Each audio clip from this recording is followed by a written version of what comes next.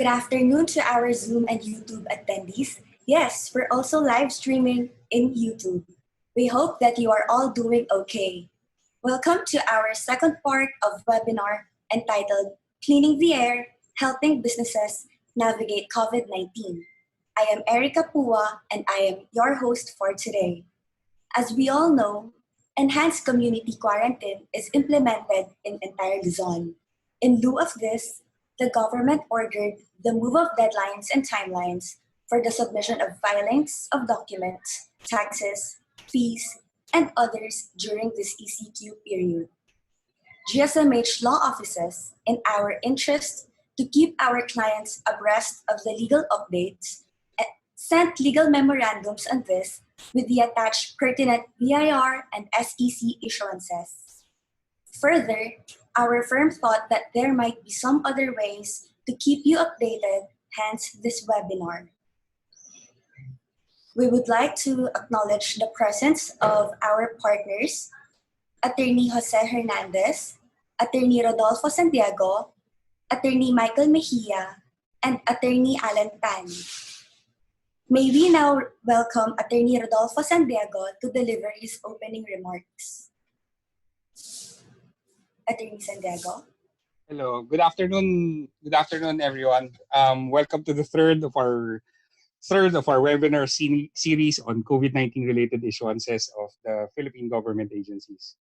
Welcome back to all of those of you, to all those who have followed this series very intently. For first-time attendees, this free webinar series is being brought to you by our firm, the De Guzman, San Diego, Mejia, and Hernandez Law Offices. This is being conducted by Zoom and being live streamed through youtube.com. As you know, GSMH Law is a full-service firm located in Makati City.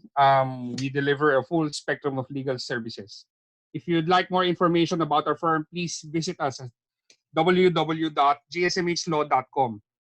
Today's webinar will focus on the regulations from the Securities and Exchange Commission and the Bureau of Internal Revenue. The inputs from our panelists and speakers are, again, informational in nature, and the examples we will use are merely for illustration purposes. The materials and information mentioned in this webinar will be provided through the email you used for registration. If you would like to have copies of the resources for this particular webinar and other previous webinars, or if you have questions regarding any of the matters discussed during today, and you would want to inquire further how GSMH could assist you, please send us an email through partners@gsmhlaw.com or through the email addresses of the panelists, which will be provided at the end of the webinar. From GSMH Law, we would like to thank you for your warm reception of our webinar series. We are currently preparing other topics for other webinars to be conducted in the future. So please stand by for it. For the meantime, I'll turn over the floor to our distinguished panel. Thank you, Erica, for hosting. Okay, thank you, Attorney Santiago. Of course, this webinar will not be possible without a moderator and speakers who will tackle the reportorial requirements under the Securities and Exchange Commission, Bureau of Internal Revenue, and other implementing agencies. We will also discuss the suggestions for the post-ECQ recovery of your companies. Our moderator for today is Attorney Ricky De La Paz, and the speakers are Attorney Tanya Andrade, Attorney Donna De Belen, Attorney Evitha Abante, and Ms. May Ann Cometa, our resident CPA. To discuss the House rules, I give the floor to our moderator, Attorney De La Paz. Thank you, Erica. Good afternoon, ladies and gentlemen. I am Attorney Ricky De La Paz. Before we proceed to the presentation of our panelists, a few house rules. The following rules must be observed during the webinar. Number 1, participants other than the panelists are muted. Number 2, if you wish to ask any question, please type in your questions in the Q&A chat box below at the bottom of your screen. Number 3, questions will be posed at the end of each of the following topics. repertorial requirements, and post-ECQ recovery. Number 4, please click the raise your hand icon if you are experiencing any technical issues. Number 5, we will provide a copy of the materials used in this webinar. And lastly, if your question was not addressed during this webinar, kindly send us an email at partners@gsmhlaw.com so that we may address it. Erica? Thank you, Attorney De La Paz.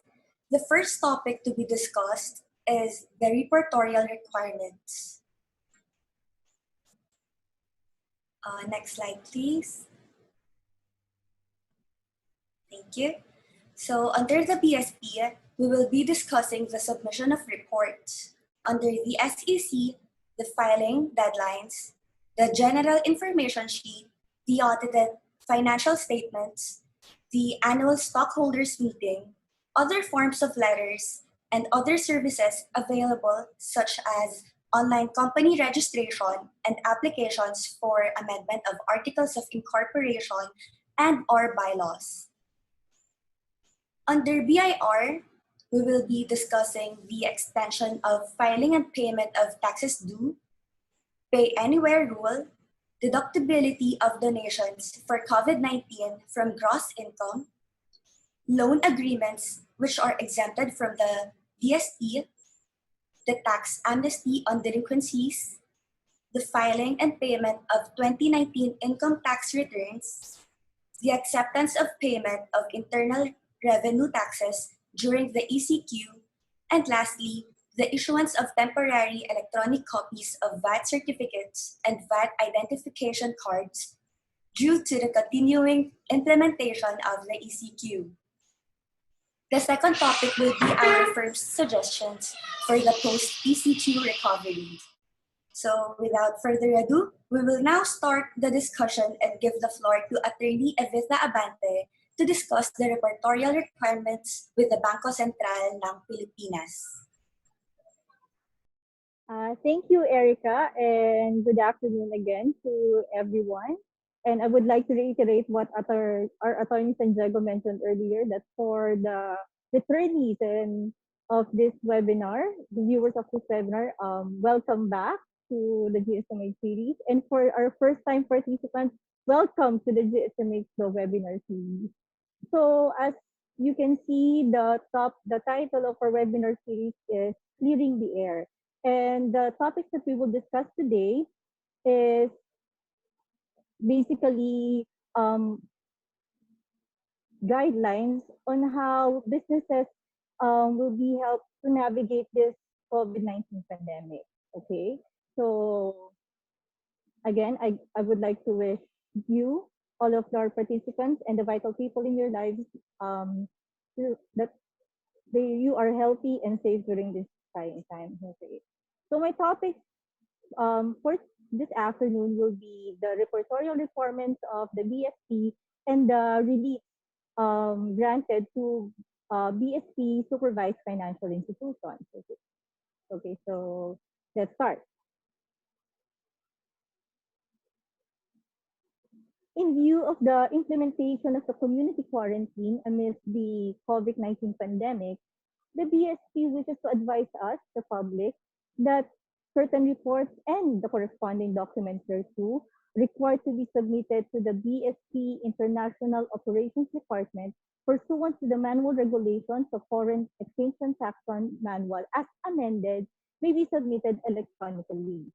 So in your screens right now, you can see there are two columns. So the first column refers to the report category, what reports or documents will be submitted, and in the contact details, it provides to where the email addresses to where the documents will be submitted. So since we will provide you a copy of this PowerPoint presentation, we'll just give you just a few seconds to view the table. Please note, however, that all reports to be submitted to the BSP International Operations Department shall be sent by only authorized officers of the reporting entity using their official email account. So it should be the authorized officer, and it should be the official email account. For example, in my case, I have a personal email account at Yahoo. I cannot use it to send this document. I have to use the official email I'm using at GSMH Law, where you can send your questions if we will not be able to address them later. Okay. Okay. So let's now proceed to the regulatory relief to be provided by the BSP. Okay. The BSP recognized the significant impact of the coronavirus disease to the general public. In order to alleviate difficulties faced by the general public, the Bangko Sentral issued guidelines which will encourage the supervised financial institutions to provide financial relief to their retail customers, corporate clients, and employees affected by the outbreak of the COVID 2019. This is part of the efforts to assist the Filipino people in these trying times. These reliefs, I just mentioned, I was able to discuss them during the previous webinar 2 days ago. So right now we will be discussing relief for the BSP supervised financial institution. The Bangko Sentral recognizes that the outbreak of COVID-19 have potential significant impact on the operations of the BSP supervised financial institutions in terms of risk related to exposures to borrowers and or industries and or businesses severely disrupted or affected by the COVID-19, as well as disruption in operations due to measures implemented to control the spread of the virus, such as lockdown situations, localized work suspension, heightened health and safety risks faced by the BSP supervised financial institutions, employees, and customers. So the regulatory relief measures which are available given by the BSP aim to encourage the BSP financial institutions to grant a temporary grace period, and as will be discussed so much later. Okay. So number one, first, one of them would be the BSP supervised financial institutions may provide financial assistance to affected officers. Another relief to be given to the supervised financial institutions by the BSP is that the exclusion or exposure of affected borrowers from the computation of past due loan ratio, waiver of BSP documentary requirements for restructured loans. The BSP will also allow staggered booking of allowance for credit losses for loans with maximum period of 5 years subject to BSP approval, the non-imposition of monetary penalties for delays in the submission of all prudential reports to BSP for a period of 6 months, a moratorium on monthly payments due to PSB without penalty for a period of 6 months, the non-imposition of penalties on legal reserve deficiencies for a period of 6 months subject to prior approval of BSP, and for discounting thanks, a 60-day grace period to settle outstanding with discounting obligations with the PSP upon application. So these reliefs given by the BSP are not automatically granted to the financial institution. As a matter of fact, when if the supervised financial institution will have to apply them, it should be in a case, it will be evaluated on a case-to-case basis. And the BSP requires that the package that the financial institution must avail of must be dependent on their situation. So it's not something that when you apply for example, for the exclusion, it will automatically be granted. So there's also a system or a control by the BSP how this relief will be granted to the supervised financial institution. So what is the eligibility period of this relief? It will be from 1 year from March 8, 2020 to avail the regulatory relief measures. So why March 8? It was when the first declaration that the president declared the Philippines to be under state of emergency. So that's the reckoning period. So in order to avail of this relief, what are the documentary requirements? First, there should be a letter notification to the BSP stating the intention to avail of the regulatory relief package. Second, a specific relief measures to be availed of, and the affected offices of the Bangko Sentral supervised financial institution. Um, as the letter must also be uh, appended by a resolution of the Board of Directors authorizing the BSFI to avail of the regulatory relief package. Also, I would like to mention also that during the availment of the regulatory relief, the BSFIs, as applicable, are strongly encouraged to temporarily suspend all fees and charges imposed on the use of online banking platforms or electronic money, including those imposed on the use of InstaPay or PesoNet electronic funds transfer. Why? Because this would enable consumers to facilitate banking transactions during the COVID-19 situation, particularly the social distancing measure. In my case, I am a PayMaya account holder. So in PayMaya, you can, this is not an advertisement by the way, but just an example.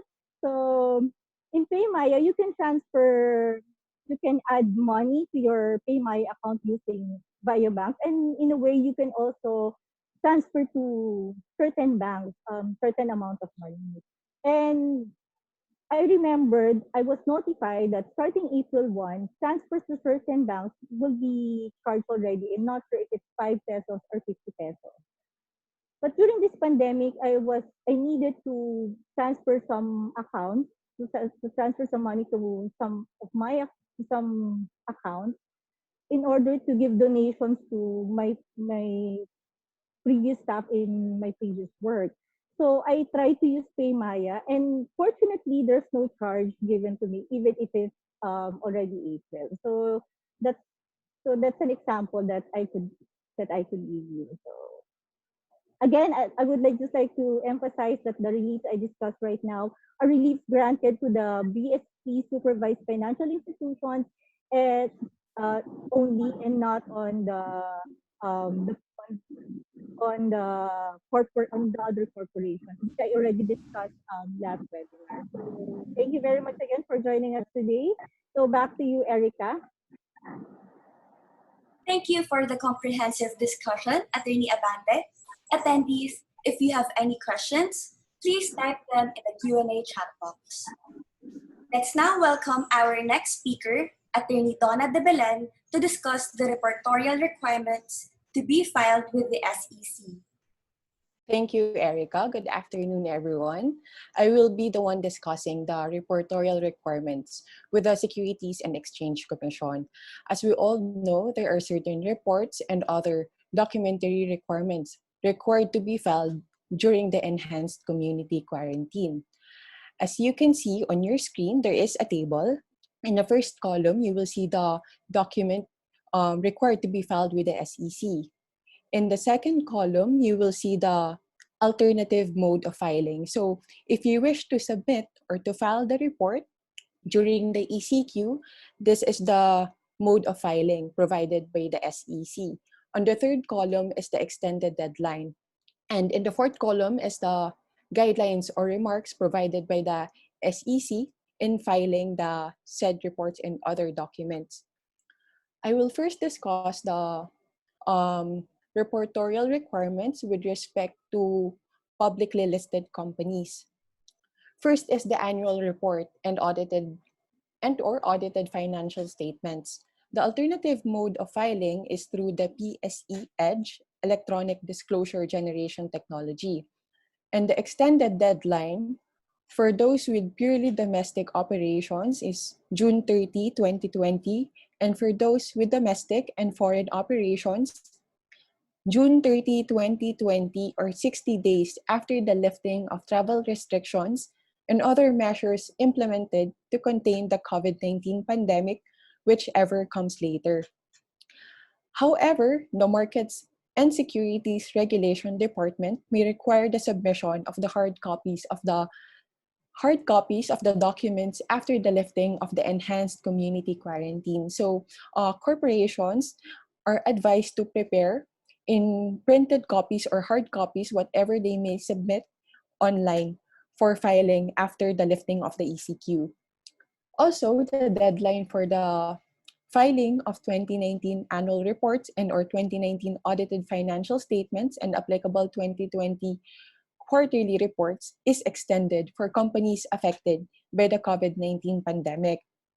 Sworn certifications are no longer required for the grant of the extension. And companies with fiscal year ending November 2019 are also granted extension. In lieu of the written request, publicly listed companies may submit SEC Form 17-LC not later than 5 days before the original deadline to avail of the extension. Also, in filing the annual report or audited financial statements, electronic signatures may be used and reports may be submitted unnotarized. Please note that in the event that a sender cannot request for a return receipt and delivery status notification automatically using their email program or application, what they can do is to provide in the body of their email a statement requesting for a notification that the sent email has been received by the SEC. It will suffice. All reports disclosed through PSE Edge shall be considered as having been filed with the SEC. Now, with respect to the general information sheet or report of non-holding of election, the alternative mode of filing, the GIS, is through email to any of the following email address provided on your screen. And for the report of non-holding of election, email cmvnotice@sec.gov.ph. For the printed copies, send by mail or courier through SEC Express nationwide submissions. The extended deadline provided by the SEC for email submissions within 30 calendar days from the actual meeting of stockholders or members. And for the printed copies within 30 calendar days from the lifting of the enhanced community quarantine. The GIS or report of non-holding of election may be submitted through email, mail, and private courier. If through email, email submissions made between 8 a.m. to 5 p.m. on an ordinary workday shall be considered received on the day they were sent. Also, electronic signatures may be used and reports may be submitted and notarized. Again, in the event that the sender cannot request for a return receipt or delivery status notification automatically, what they can do is to provide a statement in the email body requesting for a notification that the sent email has been received by the SEC. The GIS or report of non-holding of election may be submitted through registered or ordinary mail. Now, with respect to notice of postponement of the annual stockholders meeting, in case that the annual stockholders meeting will not push through during the ECQ, the alternative mode of filing the notice is through PSE Edge. And the deadline is within 10 days from the date of the postponement of the annual stockholders meeting. In lieu of the affidavit of postponement, publicly listed companies shall file SEC Form 17-C with a secretary certificate reciting the board resolution postponing the annual stockholders meeting. Now I will discuss the documentary requirements with respect to other issuers of registered securities under the supervision of the MSRD. For annual report or audited financial statements, the alternative mode of filing within the original filing period is email at msrd_covid19@sec.gov.ph.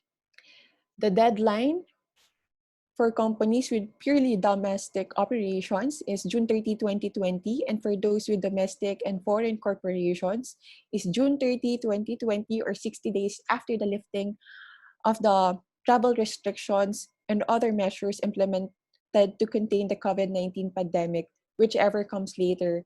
Again, please note that the MSRD may require the submission of the hard copies after the lifting of the ECQ. Here again, sworn certifications are no longer required for the grant of the extension, and companies with fiscal year ending November 2019 are also granted the extension. And in filing the annual report or audited financial statements, electronic signatures may be used and reports may be submitted and notarized. In the filing of general information sheet or report of non-holding of election, the accomplished GIS, they may email the accomplished GIS to any of the following email address provided in the second column of your screen. For the report of non-holding of election, email cmdnotice@sec.gov.ph. And for the printed copies, just send by mail or courier to SEC Express Nationwide Submission or SEC SENS. For email submissions, submit within 30 calendar days from the actual meeting of stockholders or members. And for printed copies, within 30 calendar days from the lifting of the enhanced community quarantine. For the notice of postponement of the annual stockholders meeting, email msrd_covid19@sec.gov.ph within 10 days from the date of the postponement. In lieu of the affidavit of postponement, companies shall file SEC Form 17-C with Secretary Certificate reciting the board resolution postponing the annual stockholders meeting. For investment companies, issuers of property and non-proprietary shares, timeshares, public companies, financing companies, lending companies, accredited microfinance NGOs, and foundations. The filing of GIS or report of non-holding of election, the accomplished GIS may be emailed to any of the following email address as you can see on your screen. For the report of non-holding of election, email cmdnotice@sec.gov.ph, and for the printed copy, send by mail or courier through SEC SENS. Submit it within 30 calendar days from the actual meeting of stockholders or members. The GIS or report of non-holding of election may be submitted through email, mail, and private courier. Email submissions, again made between 8 a.m. to 5 p.m. on a regular workday, shall be considered received on the day they were sent. Here, electronic signatures may be used and reports may be submitted and notarized. And the GIS or report of non-holding of election may be submitted through registered or ordinary mail.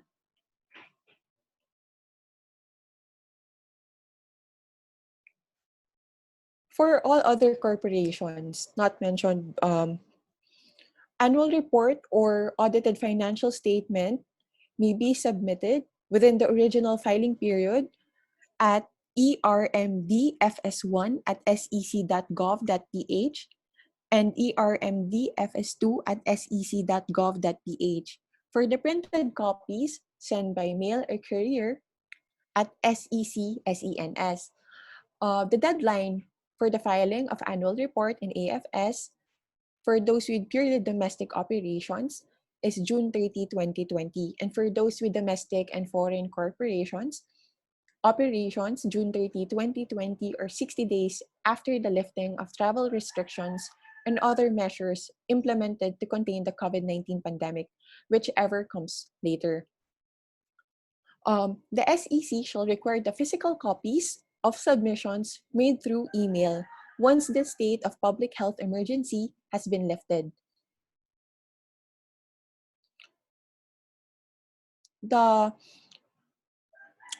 Also, in filing the annual report and audited financial statement, electronic signatures may be used and reports may be submitted unnotarized. For the GIS or report of non-holding of election, the accomplished GIS may be emailed at the enumerated email address as you can see on your screen. And for the report of non-holding of election, just email cmdnotice@sec.gov.ph, and for the printed versions, send by mail or courier at SEC Express Nationwide Submissions or SEC SENS. For non-stock corporations required to submit the mandatory disclosure form, the alternative mode of filing is through online form. Just use the link provided on your screen, and the deadline for the printed copies will have to be submitted by April 30, 2020, or 15 days from the lifting of travel restrictions and other measures implemented to contain the COVID-19 pandemic. As you notice, the previously discussed documents are required, the extension given is 30 days from the lifting of the travel restrictions or the ECQ. Here, if you need to submit MDF for non-stock corporations, you have to submit by April 30, 2020, or 15 days from the lifting of the travel restrictions. The deadline for the submission of the MDF is extended, and those who have yet to submit the MDF online may continue filling out the online form between 8 a.m. and 5 p.m. Monday to Friday. So for corporations required to submit general and special forms for financial statements or GFFS or SFFS in electronic format, the alternative mode of filing would be to submit during the enhanced community quarantine. Use the email ertd_gffs@sec.gov.ph within 30 calendar days from the last day of submission of the annual audited financial statements. The filing period for the GFFS or SFSS is deemed extended without penalty, with the extension of the filing period for audited financial statements. When submitting through email, the GFFS or SFFS should be in Excel format, while the certification should be in PDF, preferably with the text layer. So just to note, the GFFS and SFFS should be in Excel format, while the certification should be in PDF format. All general and special forms and letters may be submitted through email during the enhanced community quarantine. For accredited asset valuers and credit rating agencies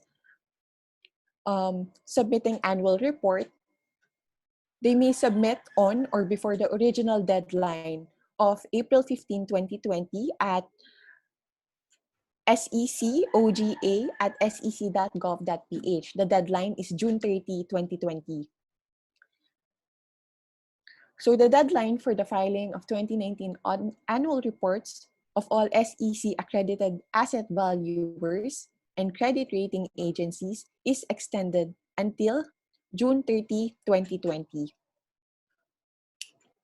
So for persons involved in cases pending before the Office of the General Counsel of the Commission and Bank, any appeal, motions, and pleadings, those who wish to file within the reglementary period, just email at ogc_picc@sec.gov.ph. The deadline for the email submissions is within the reglementary period that is optional. And for the printed appeals, motions, and pleadings, within 30 calendar days from the lifting of the enhanced community quarantine. Please note that hearings and conferences scheduled between March 17, 2020 and April 30, 2020 are suspended or postponed.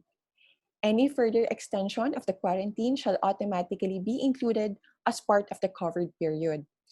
The filing of appeals, motions, and pleadings in cases pending before the OGC and the Commission and Bank are likewise suspended. Again, electronic signatures may be used and reports may be submitted unnotarized. For corporations with principal office near the SEC extension offices, all reportorial requirements and other documents for submission to the Securities and Exchange Commission, if you wish to submit during the enhanced community quarantine, email on the email address provided on your screen, depending on your location. And to facilitate the submission of reports through email, electronic signatures may be used and reports may be submitted unnotarized. Please note of the guidelines applicable to the report or documents to be submitted. Now, let's proceed to the online company registration during the COVID-19 pandemic. So the Securities and Exchange Commission continues to accept online applications for the registration of corporations and partnerships through the company registration system. However, due to the current COVID-19 quarantine procedures limiting the mobility of individuals and the closure of establishments, the verification of payment and generation of certificate of incorporation or certificate of filing of articles of partnership may be made and released by the SEC Company Registration and Monitoring Department or the CRMD only after the enhanced community quarantine has been lifted. So you may still file your application online. However, your payment verification and the certificate may be issued only after the ECQ has been lifted. Register online through the link provided below. Further, companies may also amend their articles of incorporation and bylaws even during the enhanced community quarantine. For applications for ordinary amendments such as the change of either corporate name, business purpose, principal office address, term of existence, number of board of directors or trustees, annual meeting, and fiscal year end, the requirements for these amendments are provided on the link below.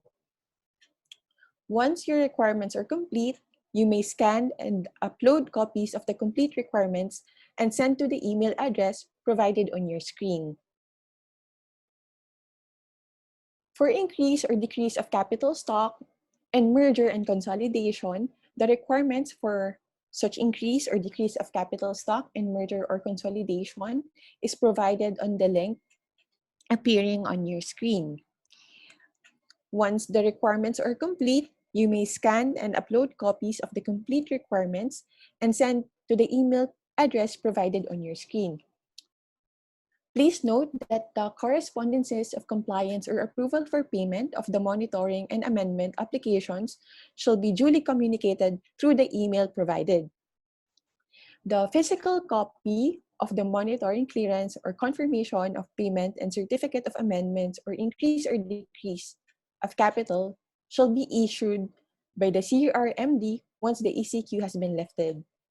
Again, please be reminded that those applications are with monitoring requirements such as the latest due general information sheet, latest due financial statements, certificate of incorporation, copy of articles of incorporation and its amendments if any, copy of bylaws and its amendments if any, and copy of registration of stock and transfer book of the corporation. That would be all for the reportorial requirements of the Securities and Exchange Commission. Back to you, Erica. Thank you for the extensive discussion, Attorney De Belen. May I just repeat, if you have any questions regarding Attorney De Belen and Attorney Evita's discussions, please type them in the Q&A chat box. I will now give the floor to our next speaker, Ms. Mayan Cometa, our resident CPA, to discuss the BIR repertorial requirements. Thank you, Erica. Good afternoon, everyone. As already mentioned by Erica a while ago, the outline of my discussion is as follows. I will be discussing the Bureau of Internal Revenue issuances on extension of filing and payment of taxes due, the Pay Anywhere rule, the deductibility of donations for COVID-19 from gross income, the loan agreements exempt from documentary stamp tax amnesty on delinquencies, the filing and payment of 2019 income tax returns, acceptance of payment of internal revenue taxes during the ECQ, and the issuance of temporary electronic copies of VAT certificates and VAT identification cards due to the continuing implementation of the ECQ. The extended deadline for the filing, submission, and payment of the returns have been further extended in recognition of the ECQ. The new periods for the filing, submission, and payment of returns and documents are the following. But kindly note that the enumeration here is not exhaustive. For a complete list of the returns and submissions with the extended deadlines, please refer to the BIR website, specifically Revenue Regulations number 10-2020. Now, the deadline for the filing and payment of the annual income tax return for corporations, partnership, and other non-individual taxpayer covering calendar year ending December 31, 2019 is further extended to May 30, 2020. Likewise, the submission of the required attachments therein is further extended to June 15, 2020. For those with fiscal year ending January 31, 2020, the filing and payment of the annual income tax return for corporation, partnership, and other non-individual taxpayer is further extended to June 15, 2020.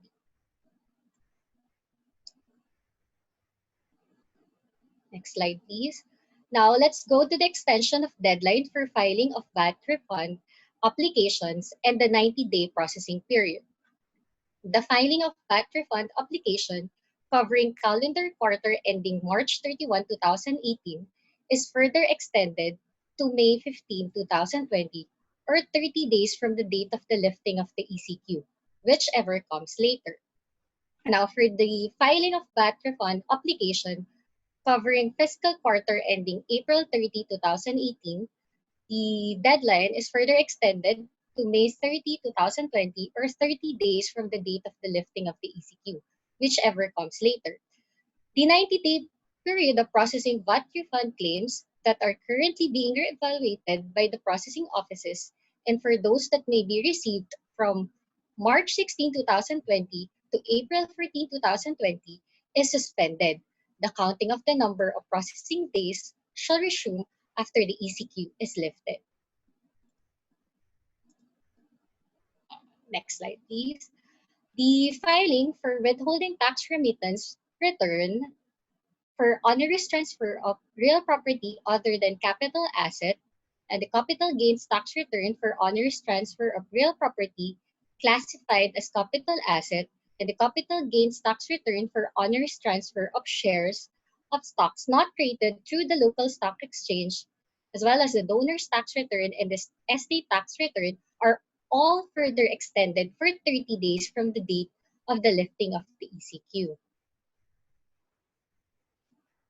Now, for the quarterly VAT return and the summary list of sales, purchases, or importations, and the sworn statement of manufacturers or importers' volume of sales of each particular brand of alcohol, tobacco products, and sweetened beverage products, covering fiscal quarter ending February 29, 2020, the extended due date is May 10, 2020.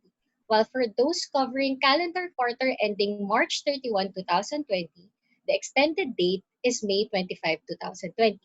Now, for the filing of the registration of computerized book of accounts and other accounting records in electronic format covering fiscal year ending February 29, 2020, the extended due date is May 15, 2020. While for those covering fiscal year ending March 31, 2020, the extended due date is May 30, 2020. Now, for the filing of the annual information return of income taxes withheld on compensation and final withholding taxes, certification of compensation payment, and annual information return of creditable income taxes withheld, and alpha list, the extended due date is May 15, 2020. With respect to the filing of documentary stamp tax declaration, including the one-time transaction, the extended due date is May 20, 2020. Now let's go to the extension of period for submission or filing of documents and correspondence of taxpayers whose response to the received notice of informal conference, preliminary assessment notice, final assessment notice, formal letter of demand, final decision on disputed assessment, and other similar notices which shall fall due on the dates covered within the period of ECQ. The filing of letter answer to NIC, response to the PAN, protest letter to FAN or FLD, transmittal letter for the submission of relevant supporting documents to support the request for reconsideration of audit cases with FAN or FLD, appeal or request for reconsideration to the CIR on the FTDA is further extended for 30 days from the date of the lifting of the ECQ.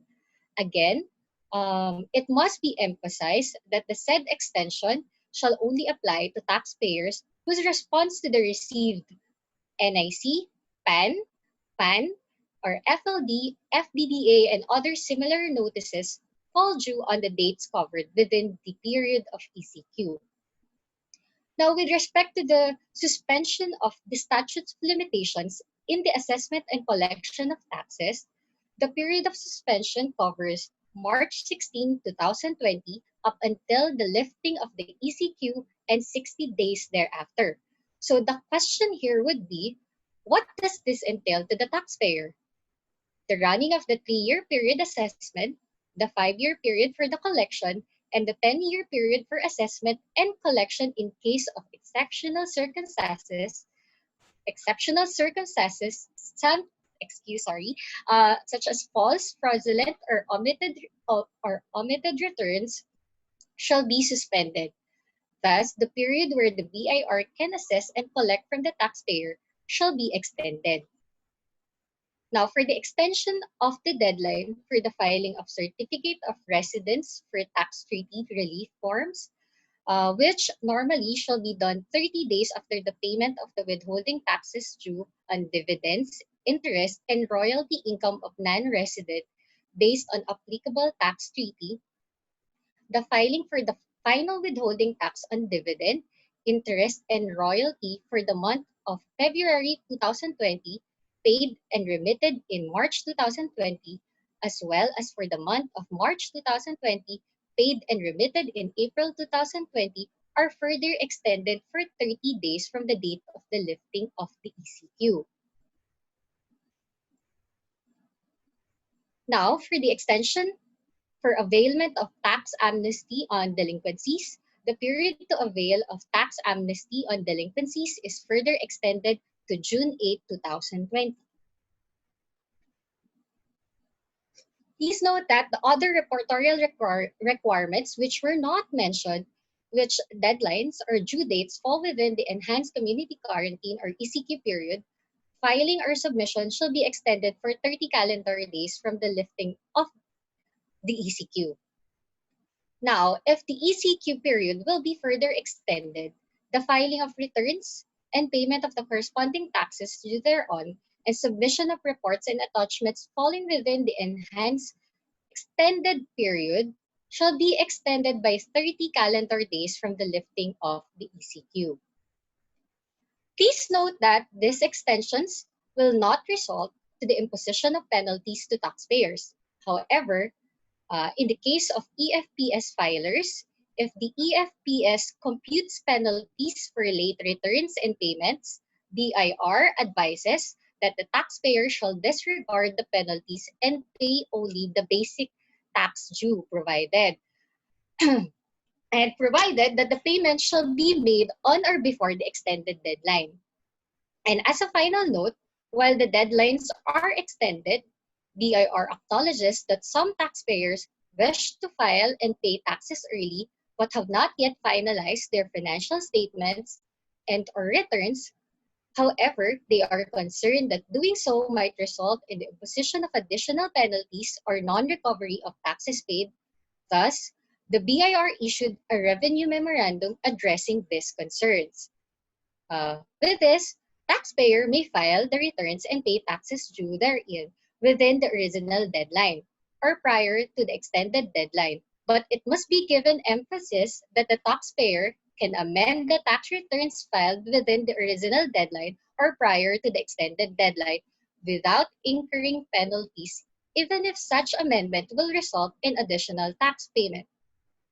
The same shall not be subject to corresponding penalties such as surcharge, interest, and compromise penalties, if the same, provided that the same is not done later than the extended deadline.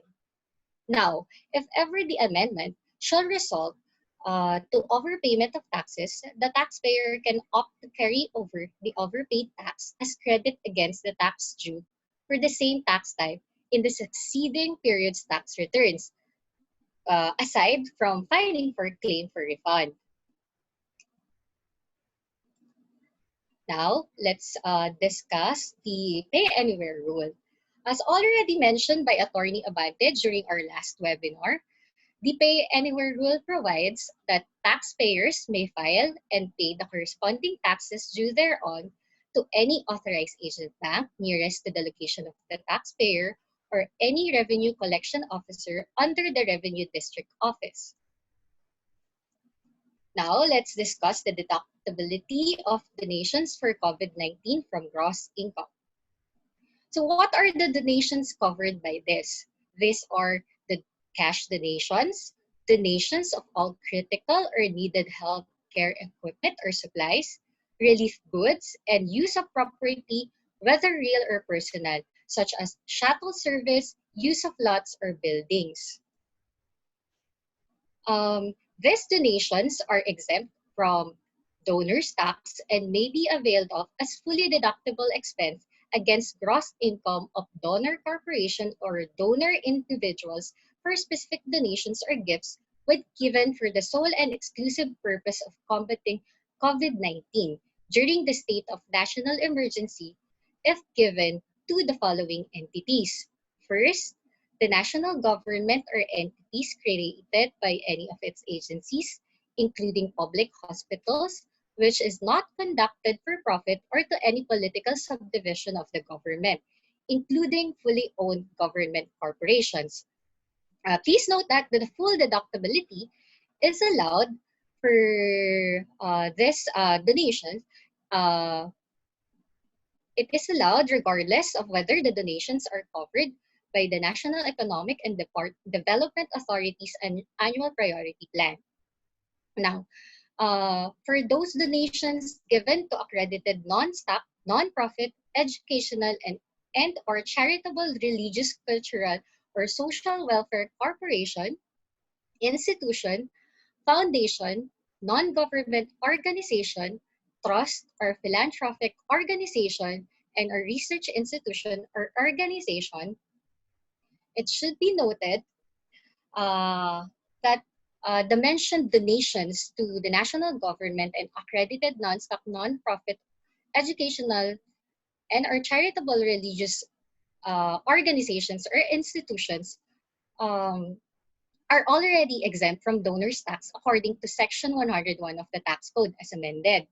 Now, let's go to donations given to private hospitals, non-accredited, non-stock, non-profit educational, and or charitable religious, cultural, or social welfare corporations, institutions, foundations, non-government organizations, trust, or philanthropic organizations, research institutions, or organizations.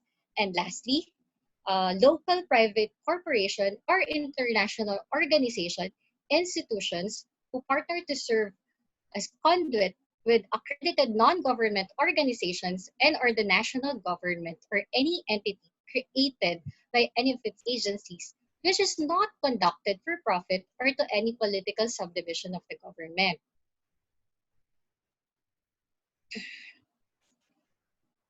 Um, BIR allows exemption from donors tax and full deduction from gross income of these donations, provided that the following documentary requirements shall be timely submitted.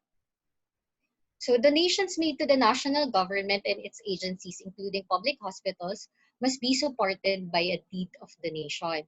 While to those donations made to an accredited non-stock, non-profit, educational, and or charitable, religious, cultural, or social welfare corporation, institution, foundation, non-government organization, trust or philanthropic organization, and a research institution or organization, the Certificate of Donation or the BIR Form 2322 has be submitted to the BIR as a supporting document.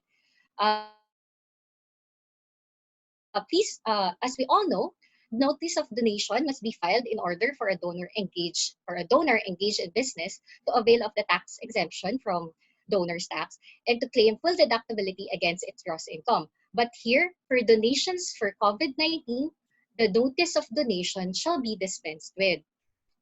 Now, for donations given to private hospitals, non-accredited, non-stock, non-profit educational and or charitable religious, cultural, or social welfare corporations, institutions, foundations, non-government organizations, trust or philanthropic organizations, research institutions or organizations shall be tax exempt upon timely submission of applicable documentary requirements. First, the sworn certification executed by the president of the donor corporation or any of its authorized officers or by the donor individual himself, stating the name of the donee, the date of donation, the value of the donation, and stating that the donation was made solely for the purpose of supporting efforts to fight COVID-19 during the period of the state of national emergency, together with proof of purchase if the donation is in kind. Now, for the format of the sworn certification, please refer to Revenue Regulations number 9-2020. Aside from the sworn certification, another documentary requirements needed to be submitted is the BIR registered acknowledgement receipt or the template for an acknowledgement receipt. Now, for the template for an acknowledgement receipt, please refer also to the Revenue Regulations number 9-2020. Now, the donor must submit also the liquidation report made by the donor recipient.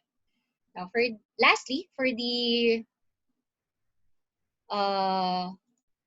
donations exempt from donors tax, those donations made to a local private corporation or international organization or institutions who partner to serve as conduit with accredited non-government organizations and or the national government or any entity created by any of its agencies which is not conducted for profit or to any political subdivision of the government shall be tax exempt upon timely submission of applicable documentary requirements. The donor should submit the certificate of donation or deed of donation which is duly issued by the accredited non-government organization or government institution, respectively in the name of the donor corporation or individual. And then the proof of purchase if donation is in kind. And lastly, and no, not lastly, but the BIR registered acknowledgement receipt or the template for an acknowledgement receipt and the liquidation report made by the donor recipient and as well as a certificate of donation issued by them. Now, please note that this this documentary requirement shall be submitted to the corresponding revenue district office where the donor and the donor recipient are registered within 60 days from the lifting of the ECQ. And these documentary requirements are not applicable to donations to foreign institutions or international organizations which are fully deductible in pursuance of or compliance with agreements, treaties, or commitments entered into by the government of the Philippines and the foreign institutions or international organizations or in pursuance of special laws. Now, also, please note that the donation of critical or needed healthcare equipment and or relief goods shall not be treated as transaction deemed sale, subject to VAT. Any input VAT attributable to their purchase shall be credited against output tax. Now, as a gentle reminder, the donors and donees should maintain relevant documents supporting the donation, as the BIR has the power to examine books of account and pertinent documents in a possible future audit. Now, let's go to the tax exemption under Revenue Regulations number 8-2020. There shall be an exemption from documentary stamp tax pursuant to relief for loans falling due within the ECQ period. For the implementation of at least 30-day grace period for the payment of loans and suspension of imposition of charges under the Bayanihan Act, all banks, quasi-banks, financing and lending companies, and other financial institutions, public and private, including government service insurance system, social security system, and pag-ibig fund, uh, they are directed to give a 30-day grace period for the payment of loans. So what are the loans covered by this tax exemption? Practically, payments of all loans, including but not limited to salary, personal, housing, and motor vehicle loans, as well as credit card payments falling due within the ECQ period, including the extension of maturity date caused by the granted grace period for payment, regardless if the final payment dates initially fall within the ECQ. Now, no additional documentary stamp tax, including that imposed under Section 179 or the DST on debt instruments, Section 195, or DST on mortgages, pledges, and deed of trust, and Section 198 or deed on or documentary stamp tax on assignments and renewals of certain instruments of the NIRC shall apply to credit extensions and restructuring, micro-lending, including those obtained from pawn shops and extensions thereof during the period of ECQ. The same treatment applies to all extensions of payments and or maturity periods of all pre-existing loans, including but not limited to salary, personal, housing, and motor vehicle loans falling due within the ECQ period, including the extension of maturity periods caused by the granted grace period for payments, regardless if the final payment dates initially fall within the ECQ. Now, what are credit extensions covered by this tax exemption? Credit extensions refer to pre-existing loans that fall due during the ECQ period where interest is paid but the principal is converted into a new loan with a new maturity date. The renewal or extensions of the loan's mortgage, pledge, or deed of trust or the collateral documentation shall be exempt from DST. Now, the principal is rolled over or renewed as a new loan principal. Those with pre-agreed rollover, but please note that those with pre-agreed rollover arrangement and collateral documentation prior to the COVID-19 situation shall remain subject to DST. So what is credit restructuring? Credit restructuring refers to pre-existing loans that fall due during the ECQ period, where both the principal and interest are not paid but are consolidated and converted into a new loan principal with a new payment due date, and the renewal or extensions of the loan's mortgage, pledge, or deed of trust or the collateral documentation shall be exempt from DST. The interest is paid while principal is partially paid on maturity, and the remaining unpaid principal is converted into a new loan principal with a new maturity date.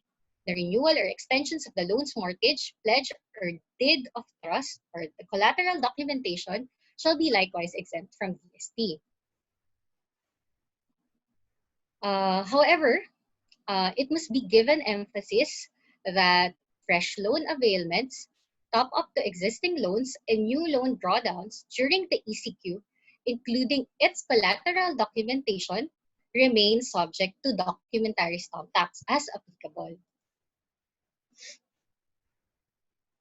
Now, for the reportorial requirements to avail of the exemption from documentary stamp tax, covered institutions, including the government agencies, shall submit the following requirements in hard and soft copies: the summary listing of all pre-existing loans, pledges, other instruments as of March 17, 2020, which was the commencement date of the ECQ, which were granted extension of payment.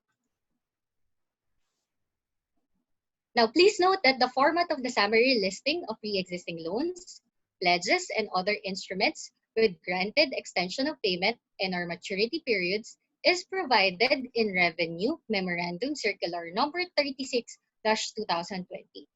Now, the summary listing shall be submitted to the following within 60 days from the lifting of the ECQ: the Revenue District Office, the Large Taxpayer Service, the Large Taxpayers District Office where the taxpayer is registered.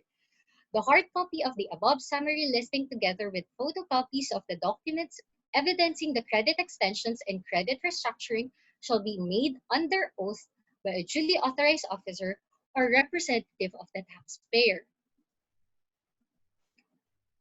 Now, the penalties for failure to submit the required summary listing on prescribed dates, there shall, upon notice and demand by the Commissioner, be paid by the covered institution the additional documentary stamp tax that should have been imposed on the instrument during the ECQ, plus administrative penalties incident to such failure. As I already mentioned a while ago, the period for availment of tax amnesty is extended. The period may be extended by the Commissioner of Internal Revenue in cases of countrywide economic or health reasons. Please note that this covers all persons, whether natural or juridical, with internal revenue tax liabilities covering taxable year 2017 and prior years. Now, for the filing and payment of 2019 income tax returns, taxpayers who will be filing manually or will be using offline EBIR forms package or are enrolled under electronic filing and payment shall file and pay in accordance with the following.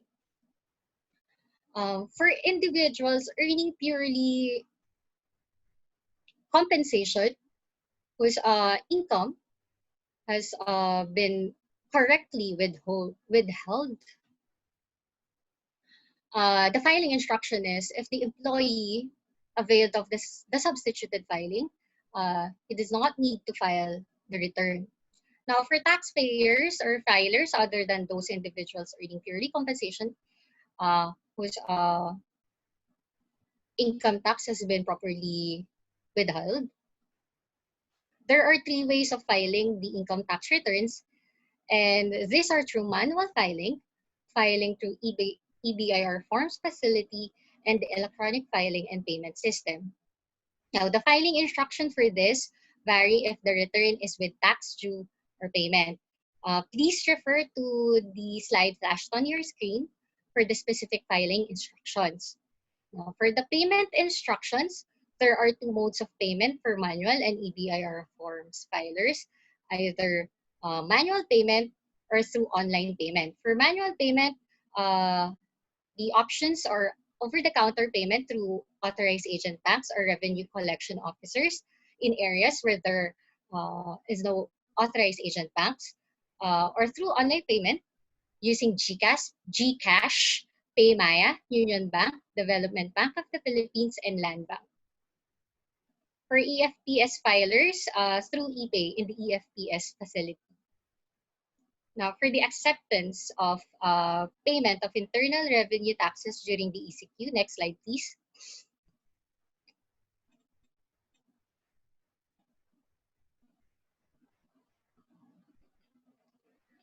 Taxpayers during ECQ may pay internal revenue taxes at the nearest authorized agent banks, notwithstanding RDO jurisdiction, as mentioned in accordance with the Pay Anywhere rule. The file and pay the corresponding taxes due thereon to the concerned revenue collection officers of the nearest RDO, even in the areas where there are authorized agent banks, provided that payments meet the following. For cash payments, the maximum amount would be 20,000 pesos, while for check payments, there is no limit if the same is made with the revenue collection officers in the district office and checks are made payable to Bureau of Internal Revenue. Note that the name of the receiving authorized agent bank may no longer be indicated in the check for tax payment. Now, lastly, the issuance of temporary electronic copies of VAT certificates and VAT identification cards due to the continuing implementation of the ECQ. The Bureau of Internal Revenue shall temporarily issue electronic copies of VAT certificates and VAT identification cards to give temporary relief to newly accredited resident foreign missions personnel who are qualified for the grant of point-of-sale VAT exemption as endorsed by the Office of Protocol of the Department of Foreign Affairs. Now, what is a resident foreign mission? A resident foreign mission is either an embassy or a consulate, and this also includes the Taipei Economic and Cultural Office in Manila. Now, to resident foreign mission personnel and their dependents who will apply for the renewal of their expired VAT certificates and VAT identification cards during the effectivity of the ECQ. The BIR shall temporarily issue electronic copies of VAT certificates and VAT identification cards, which shall remain valid only until August 30, 2020. Now, the issued electronic copies of VAT certificates and VAT identification cards shall be renewed within 30 calendar days from the lifting of the ECQ. Now, for the business establishments, they shall grant a point-of-sale VAT exemption upon presentation by the concerned resident foreign mission personnel and their dependents of the electronic copies of VAT certificates and VAT identification cards and his or her DFA-issued electronic copy of certification of accreditation or a valid DFA protocol ID.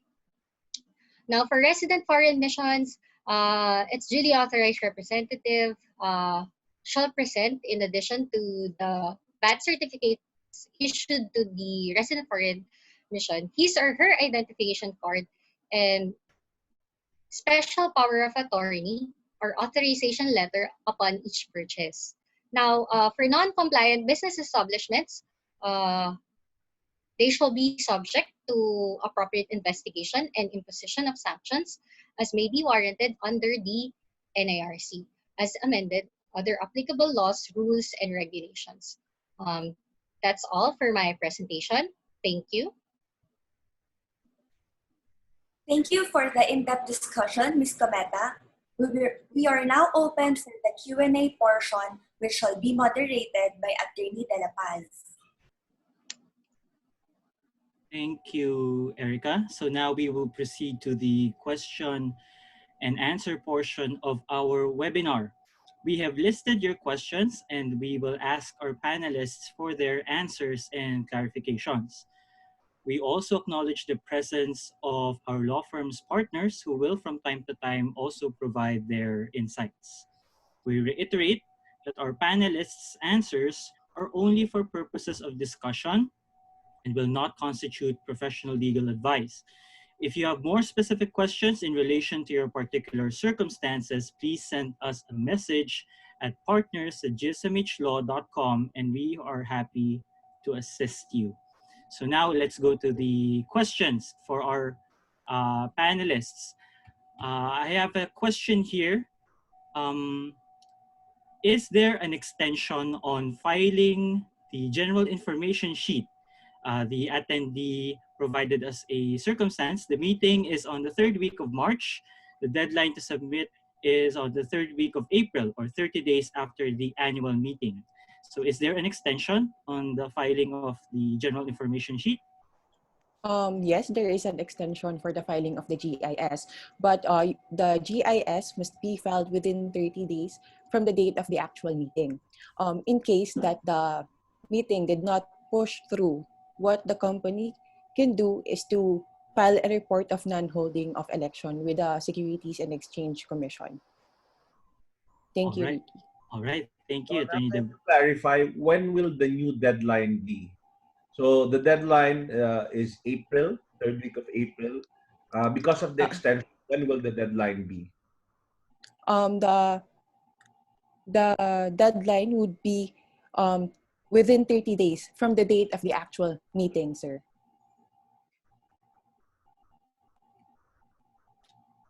All right. Thank you, Um, thank you, Attorney De Belen. Thank you, Attorney Uh, Mejia. just to clarify, no? So the date of actual meeting, according to the question, is on the third week of March. So the Third week of deadline April. is 30 days Yes. from third week of March, which is the third week of April. But we're still now in the ECQ. So given that the deadline was in the third week of April, and because of the extension, when will the new deadline be? oh, okay, sir.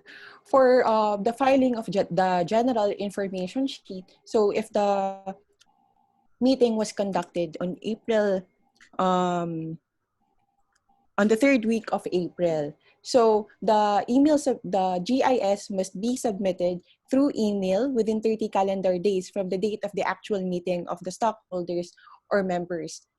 However, the printed copies of the GIS may be filed within 30 days or within 30 calendar days from the lifting of the enhanced community quarantine, sir.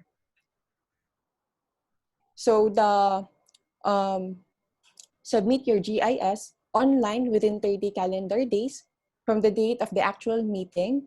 Then the printed copies of the GIS, submit it within 30 days from the lifting of the ECQ. Thank you. Thank you very much, Attorney De Belen. Yes. Just to add, no,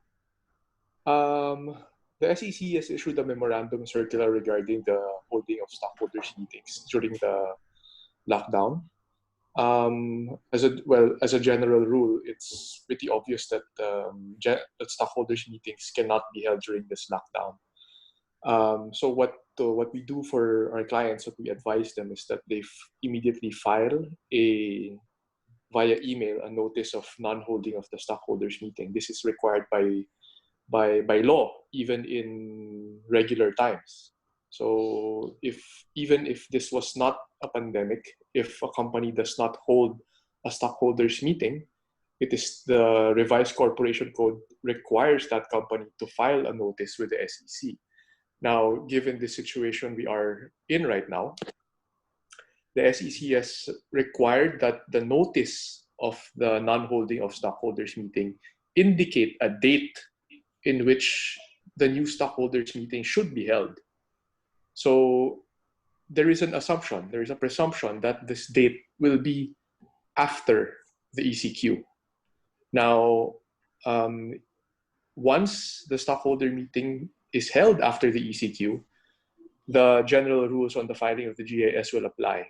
So if your notice of non-holding of stockholders meeting indicates a meeting date, for example, on May 5, then you should file the GIS by June 4, which is 30 days after May 5. All right. Thank you. Thank you, Attorney Tan. Thank you, Attorney Mejia. And thank you, Attorney De Belen. An anonymous attendee asked this question: does the GIS need to be notarized before email submission? The GAS may be filed and notarized. So the GIS can be filed unnotarized. Another question to our panelists: to whom can I report or raise a complaint regarding online lending companies harassing clients and forcing them to pay despite the current moratorium on loan payments?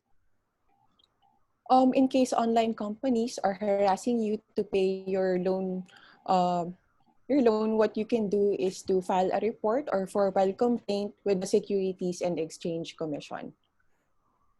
Thank you. All right.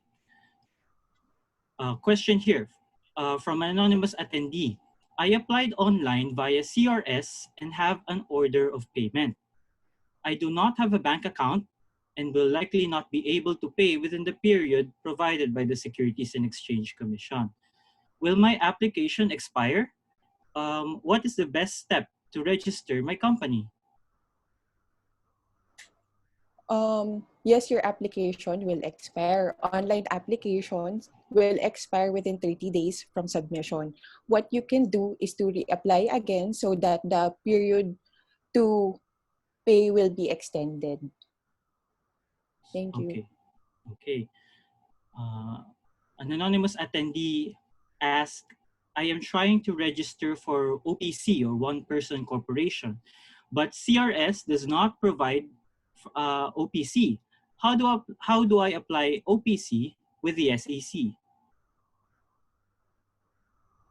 For one-person corporations or corporations with 2 to 4 incorporators, the SEC provides for a separate website for the online application. So they may just put their application in the online website, including their proposed name together with the trade name and other information to complete their company profile.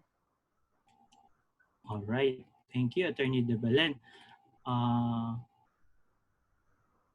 An anonymous attendee asked, the company has decided not to hold an annual stockholders meeting due to COVID-19 and filed a notice moving it by 60 days. What will happen if no meeting will still be held on the new meeting date?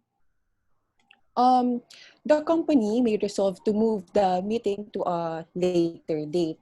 However, please note that if no meeting will happen on the move date, this may be subject to certain fines or penalties. I see.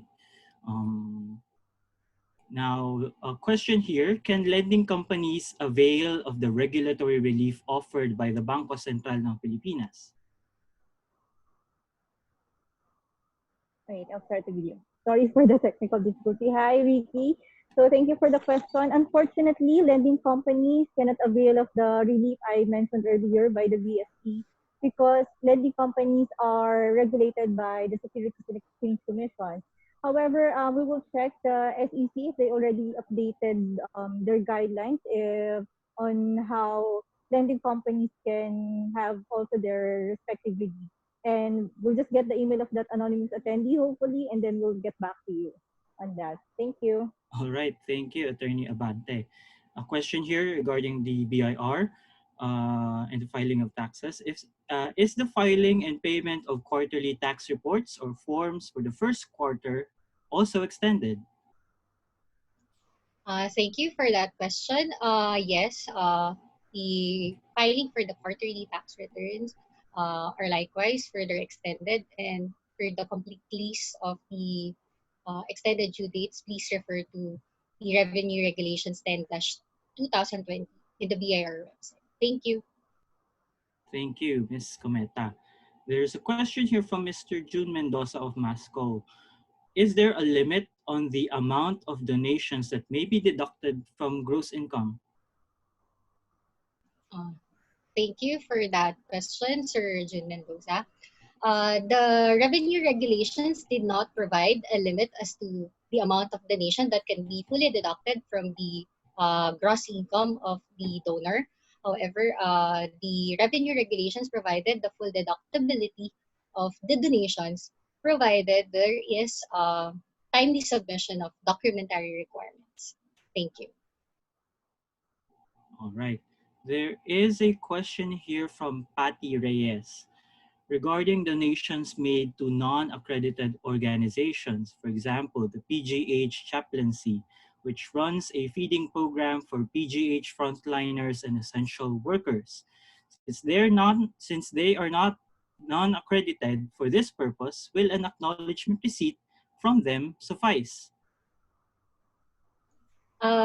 The donations would likewise be uh, claimed as a valid deduction from gross income, provided that the documentary requirements, as I have discussed a while ago, shall be timely submitted. So it is not only the acknowledgement receipt, but there are other documentary requirements needed to be submitted. Thank you. Yeah, in addition to that, no, perhaps they can coordinate directly with the PGH admin. I understand that PGH has been receiving a lot of corporate donations, and admin has been very active in providing the necessary documentation to enable the donors to claim deductibility. Thank you, Attorney Mejia, and thank you, Ms. Cometa. There's a follow-up question, actually. What about donations made in kind? For example, actual meals or isopropyl alcohol donated to non-accredited organizations. Again, for example, the PGH Chaplaincy. Can the cost of these donations in kind be applied for tax exemption? Thank you for that question, Ricky. Yes, they can be claimed as deductible from gross income, provided that the documentary requirements for those donations are timely submitted to the BIR. Okay. Thank you, Ms. Cometa.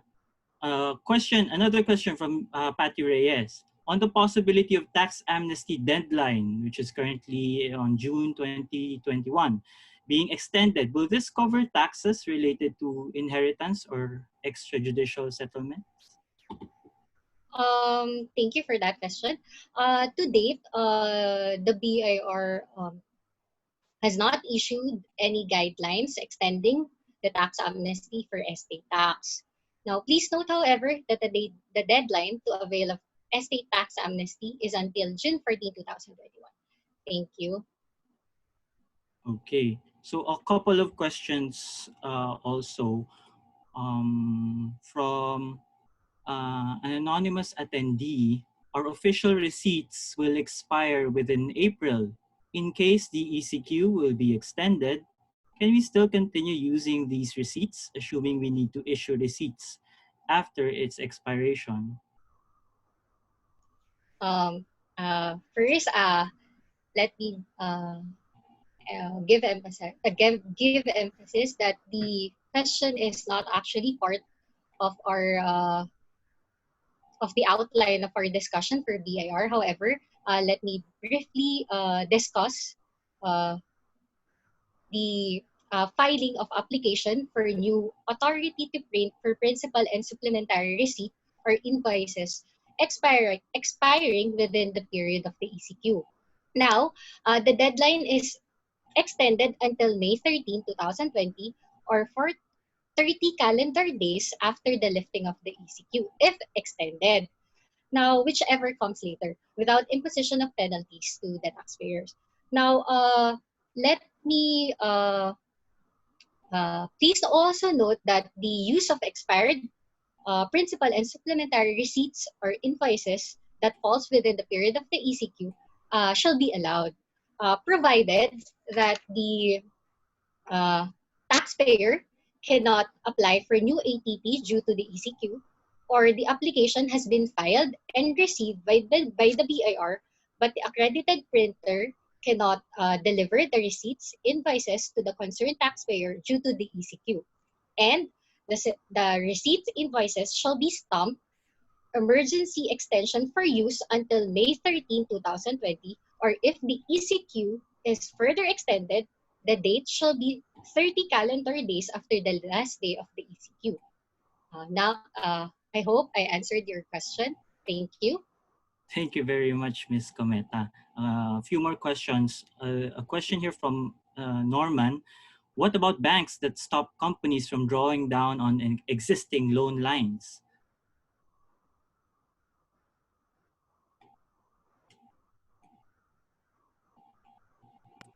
Hello. Ricky, Hi. can I get the question? I'm Okay. Sorry. Yeah, okay. Sorry if it's Sure. Yeah, um but no, it's okay. Okay, sir. I'll give the floor to you po. for banks that refuse to that refuse to release funds based on um, existing agreements, we suggest that we look at the contract, at the loan contract or the loan agreement with a concerned bank first. Um, this situation we are in is something novel. A lot of um, financial institutions and a lot of banks are preparing for the worst. We understand at this time that the force majeure provisions of a lot of agreements are kicking in, which will allow the parties to the contracts to either refuse or fail to comply with their obligations under their respective agreements without penalties. But again, this is the first thing that we advise to look at, the loan agreement itself. If there is a provision there specifically related to force majeure that allows one party to do something the other party may not agree to, we will have to base our further advice from review of this contract. Thank you. Thank you, Attorney Tan. We have our last question here from Catherine Andres. Good day. Is the filing and payment of monthly taxes such as withheld on compensation and extended? Thank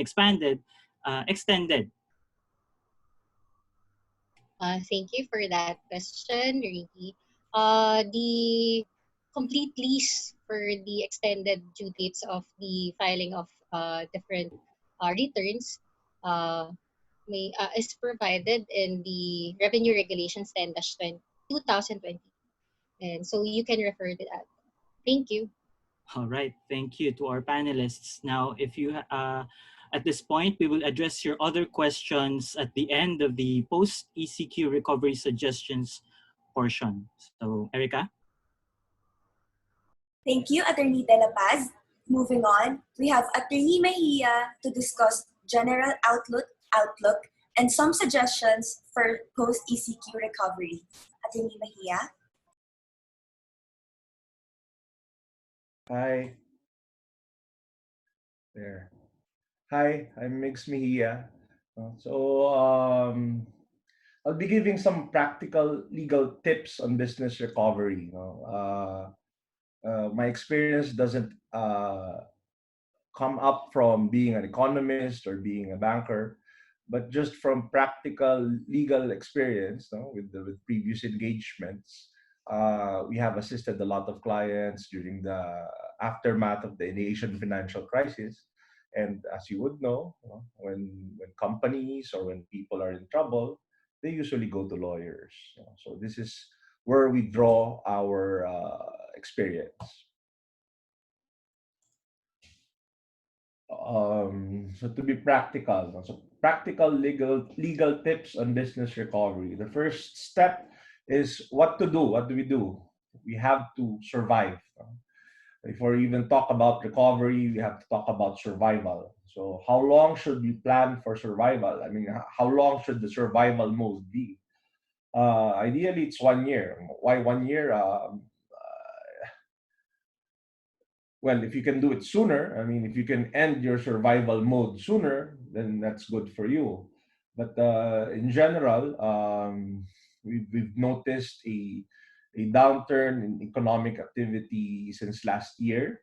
And of course, as what commonly happens, payments during the last quarter are usually delayed.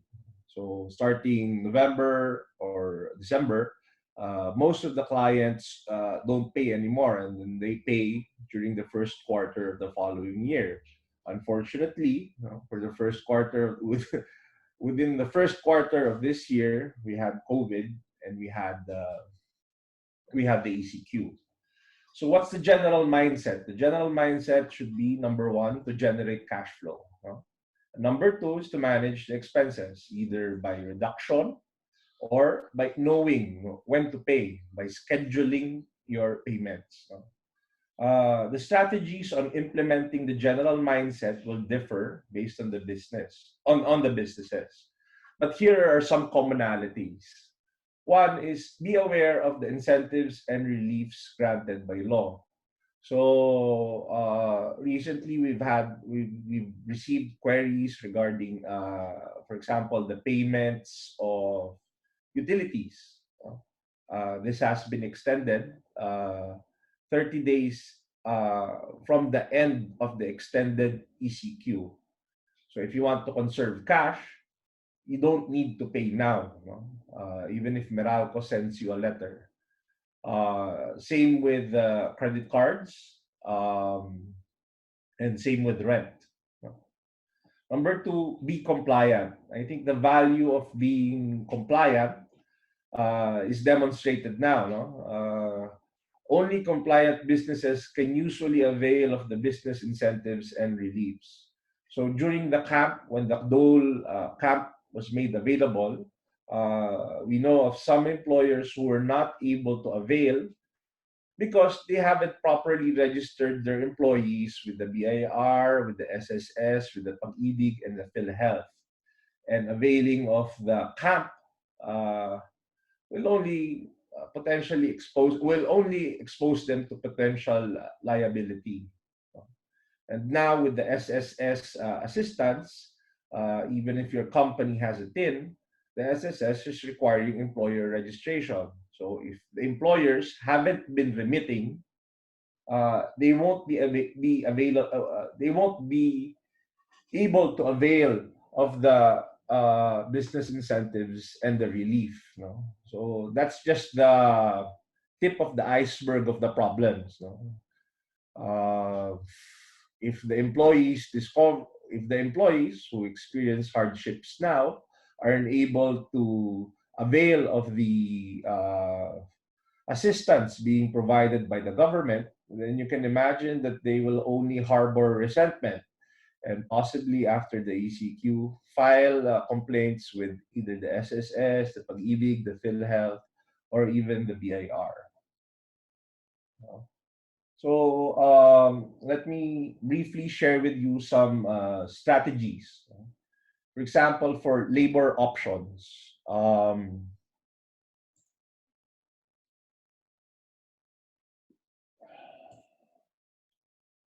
Let me shift the screen.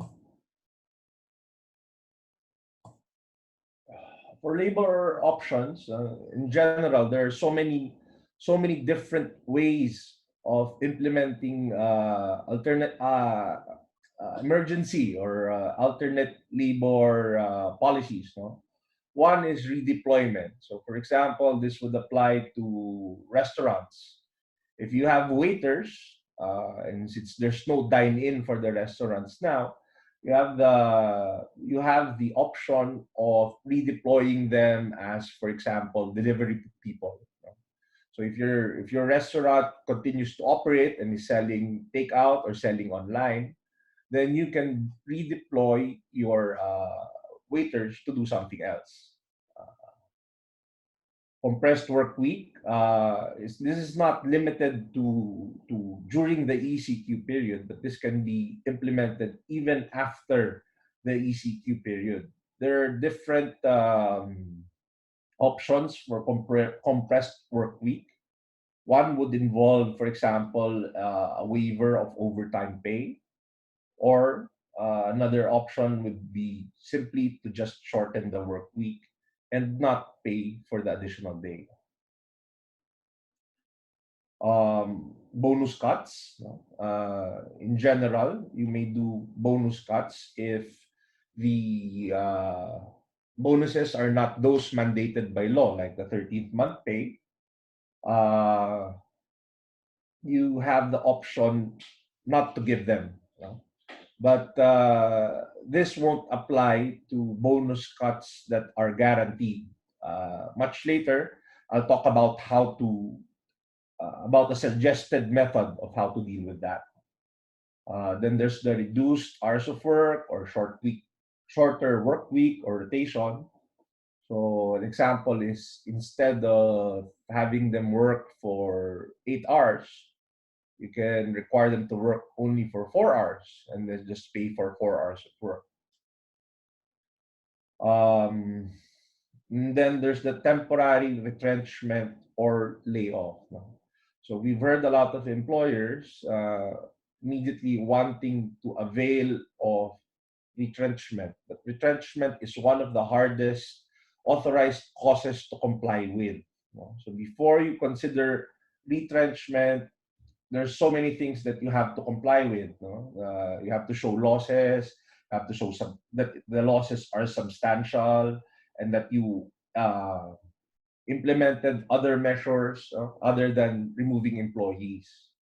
So this one, the temporary retrenchment or layoff, is basically what is commonly called as floating. So you can put your employees in floating status for up to 6 months, no? A period not exceeding 6 months. What is the advantage of this is from management side, no? What is the advantage of doing a floating status over the regular retrenchment? Well, one, even if you avail of retrenchment, you have to pay separation pay. But if you put them on floating status, you don't have to pay them separation pay yet, unless you reach the 6 month period. Number two is you still get to keep your people. The employer-employee relationship still exists, except that they don't have to report for work. Another one is voluntary retrenchment or early retirement. So in implementing reduction of workers, usually there's a guideline, there's a general guideline that the older employees or the employees with longer tenure are more protected than the new hires. So but we also recognize the fact that the employees with the longer tenure may have bigger compensation packages compared to new hires. So if you wanted to reduce the cost and target the employees with higher compensation package, you can offer them the voluntary retirement program or voluntary retrenchment program.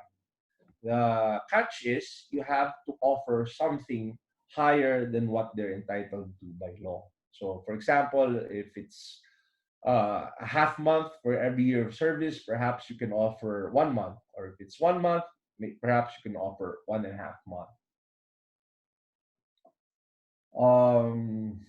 Then you also have the option to temporarily shut down your business operations. So this doesn't have to apply to the whole company.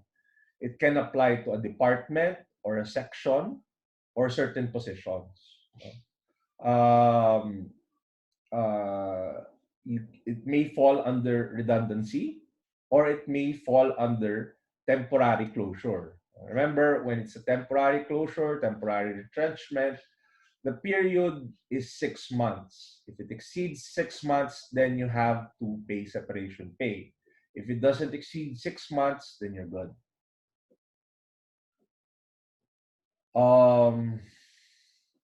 Let me shift back to the other slide.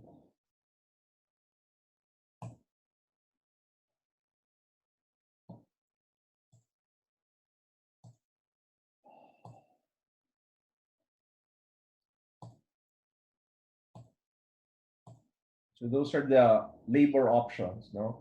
I separated executive options because normally executives, the supervisors, the managers would have a higher compensation compared to the rank and file.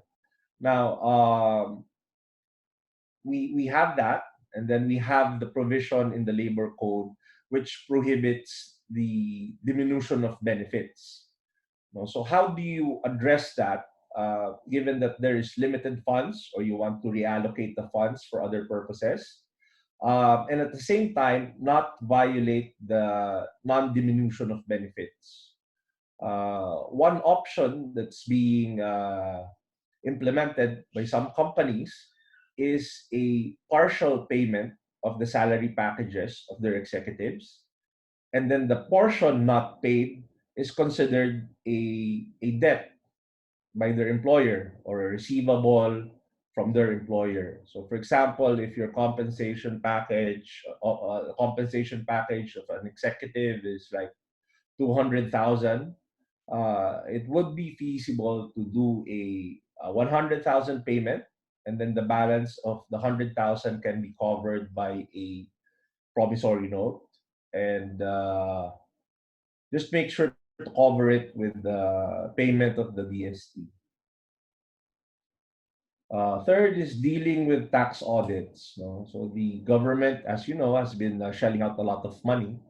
And soon after the lifting of the ECQ, we expect a deluge of letter authorities or a more active prosecution of pending audits. Just to be very practical, about this. No? Before you consider doing under the table transactions. No? For some businesses, they do under the table transactions so that they can end the audit sooner. But before you do that, I'm not saying you should, no?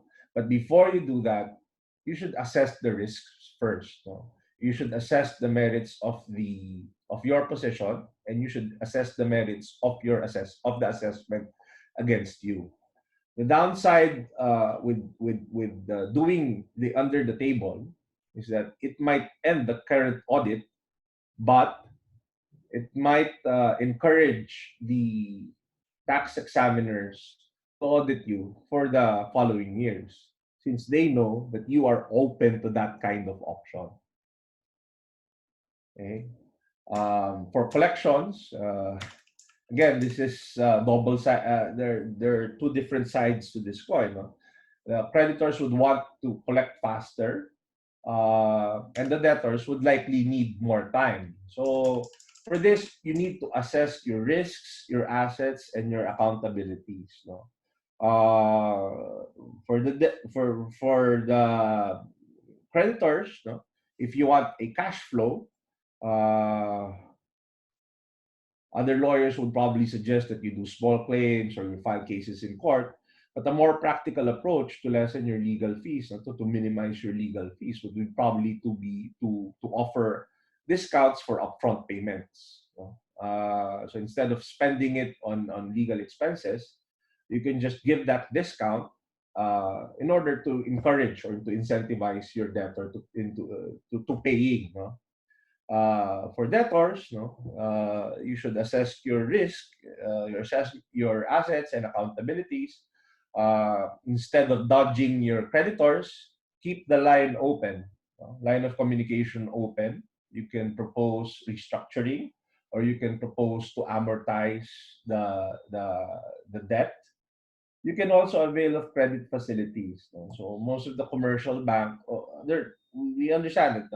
Under the Bayanihan Act, the law has encouraged banks to extend loans. But loans are in the nature of contracts. So you can't really force the private commercial banks to extend loans if they don't want to. Hence, in the recent issuances, the government encouraged the Land Bank of the Philippines and the Development Bank of the Philippines to extend the loans. So these are government banks already. I think another government bank would be the Philippine Veterans Bank. One option you can consider is to use your receivables as security.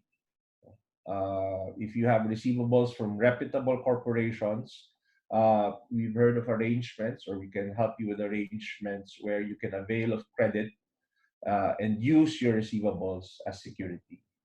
And this is the extreme. No, you may consider financial rehabilitation.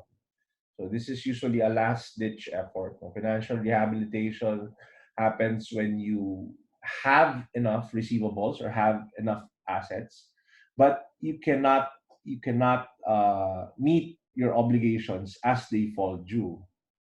But financial rehabilitation means you have to go to court and you have to get a stay order from the court, and that would stop the payments. No?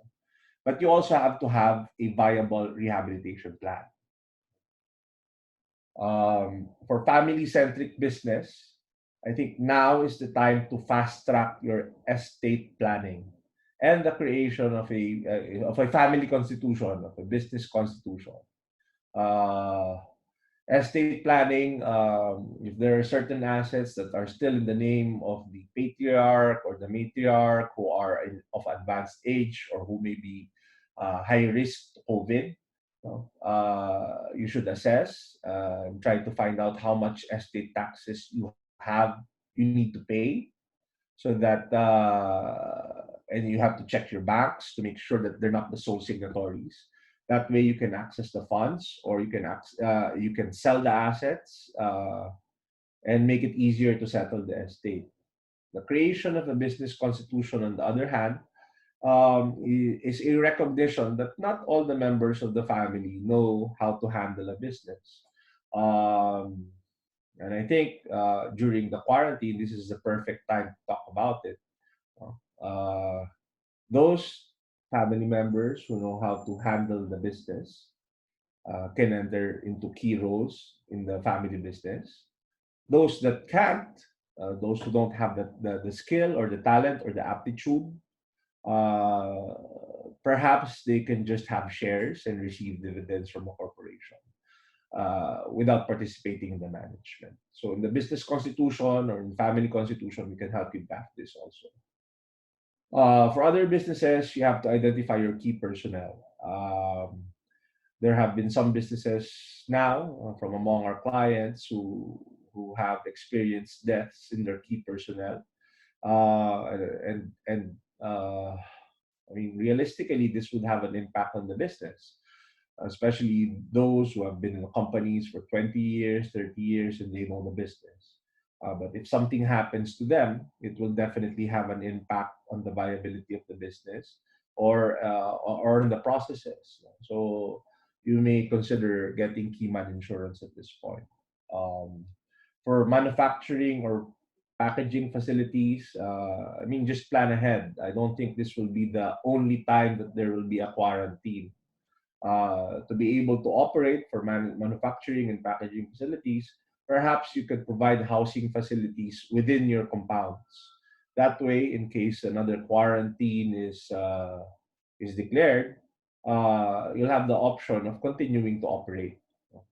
If you have these facilities now, perhaps we can assist you with getting exemptions from the DTI, or permits to operate from the DTI. In general, what you will need is to show that you have the facilities, that you can maintain social distancing, that there is a high demand for your product, or that your product is connected with food or medicines or packaging of food or medicines. For retailers, consider going online. I think the good examples are Data Blitz. They're the ones that sell games and PlayStations. Before, they didn't have an online site, online store, and 4 days into the ECQ, they were able to set up an online store. But when you do go online, don't forget to issue ORs. The BIR has the capacity to monitor online transactions, and yeah, we don't want you to experience an increased risk. So don't forget to issue the ORs. And yeah, create a budget for legal. More of a joke. So if you have other questions, no, if you're a retained client, please don't hesitate to contact us. We have Zoom, we have WebEx, we have Skype, we have Line, we have WhatsApp. no? So we can talk about your concerns. If you're not yet a retained client, you may contact us through these numbers and the other contact details that the panel will provide.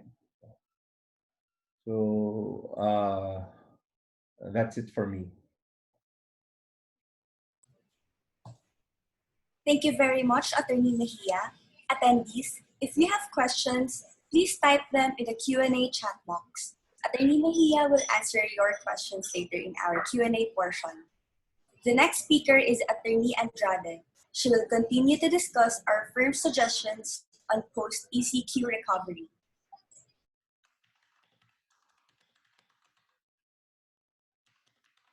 Hi, good afternoon, everyone. So just to add to the discussion provided by Attorney Michael Mejia, I will be providing some general informational post-ECQ recovery suggestions.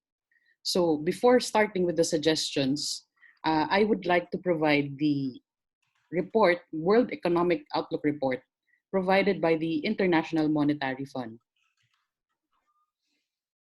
Can I get the next slide, please? So this report was released on April 2020 to include the COVID-19 crisis. So in its report, it stated that the global economy will experience its worst recession since the Great Depression. This is seen to surpass even the financial crisis that happened sometime in 2008. Dubbed as the Great Lockdown, it is projected to shrink global growth dramatically, and the projected partial recovery is around 2021, assuming that there is proper containment and stabilization measures provided by each of the governments, as well as key government legislations to soften the economic impact of the COVID-19 crisis. So our first suggestion is a recovery plan. So when you look at this crisis, businesses, when the enhanced community quarantine was implemented, businesses directly approached this crisis through an emergency response mode. In this mode, it is planned for a short-term business disruption. However, when you look at the COVID-19 crisis, this is a virus that is a slow-moving virus where no vaccination yet or any safety measures aside from the social distancing ones and containment measures provided. So the period for recovery is not just 2 weeks to 1 month, but can be sustained from 6 months to more than a year. So there is a need for businesses to reassess their financial projections. How has the COVID-19 crisis impacted the operations as well as the financial projections of the company? Aside from that, companies need to reevaluate their business processes, such as the measures they implemented during the emergency response mode, such as work from home arrangements. Can they also adapt these measures to transition into the new normal business operations they wish to adapt? So there is a need to create a business recovery plan in order to guide through the company as a whole from shifting to this crisis mode to adapt to the new normal. So in essence, a business recovery plan is like the company's roadmap to recovery from the economic effects of this crisis onwards to normal or deemed as the new normal operations. After identifying the impact of ECQ to a business's operations, they must consider reviewing also its current contractual obligations and those contracts that they intend to enter into in the near future. So adding to the discussion of Attorney Mejia regarding accountabilities, businesses must also review what contracts they currently hold and which obligations do they still need to perform. So as far as practicable, businesses are encouraged to negotiate or amend their contracts to provide an interim solution instead of opting for a direct contract termination or progressing into a commercial dispute.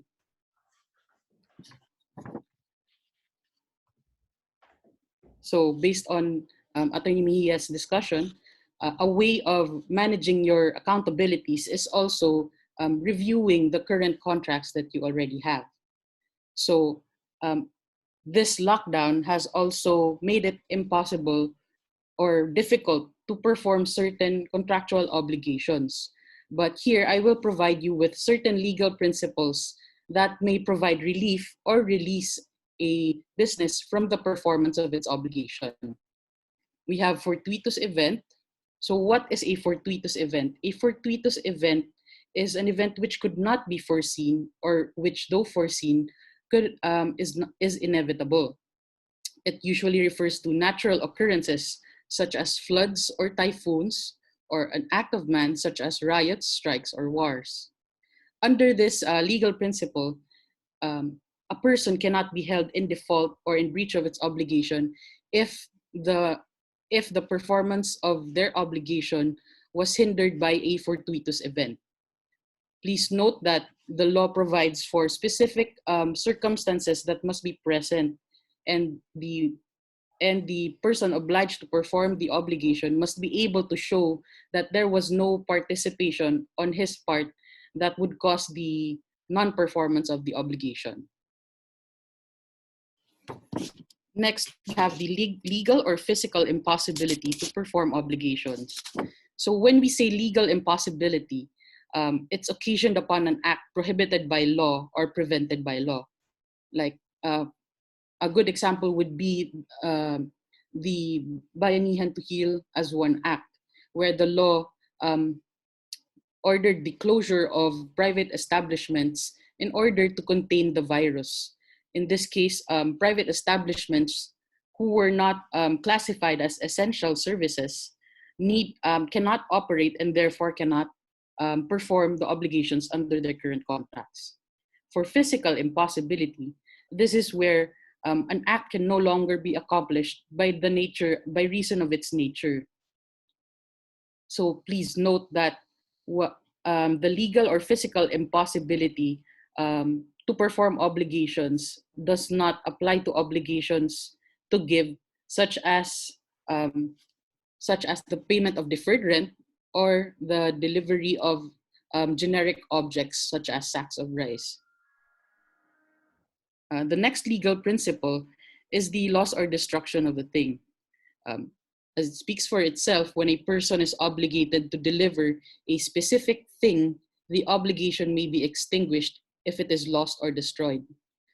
Please note that the destruction or the thing being discussed here is one that is a specific thing, a custom item, not a generic item that may be available for mass production.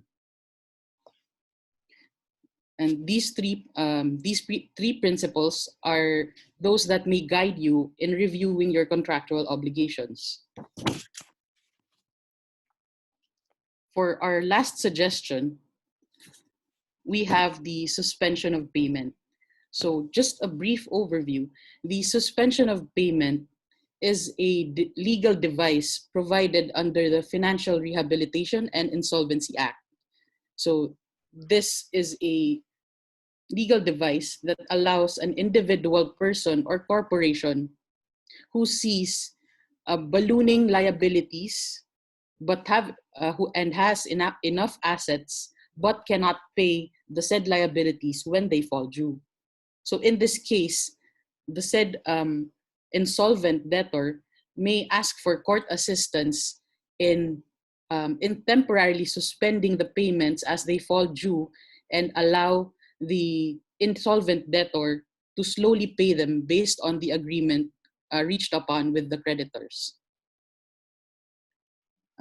In the next slide, there we have provided that an individual debtor who has sufficient property to cover all his assets but foresees the impossibility of meeting them when the obligation falls due, one may file for a petition to suspend payment of debts. So what are the contents of the petition? Although this is usually prepared by legal counsel, I'll just inform you briefly that the petition contains the schedule of debts and liabilities, the list of assets of the individual insolvent debtor, and as well as the proposed agreement with the creditors. So what will happen during the pendency of the petition?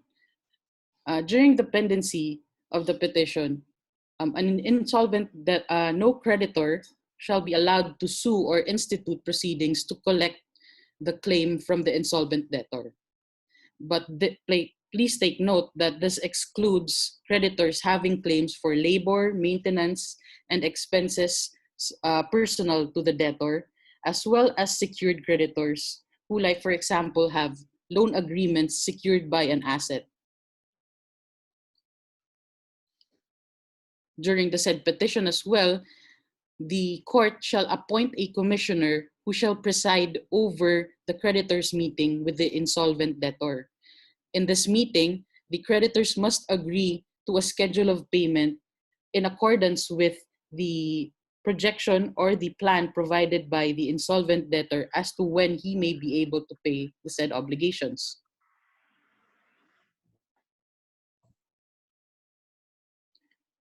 Now, what is the effect once the creditors agree to the payment of debt schedule or the agreement? In this case, once the court approves the said agreement, the parties will be bound by the said agreement, and only the payment based or provided in the said schedule shall be followed. But please note again that this agreement will not apply to creditors having claims for labor, maintenance, and personal expenses of the debtor, as well as secured creditors. So what is the effect if the debtor fails to perform or follow the agreement entered into with the creditors?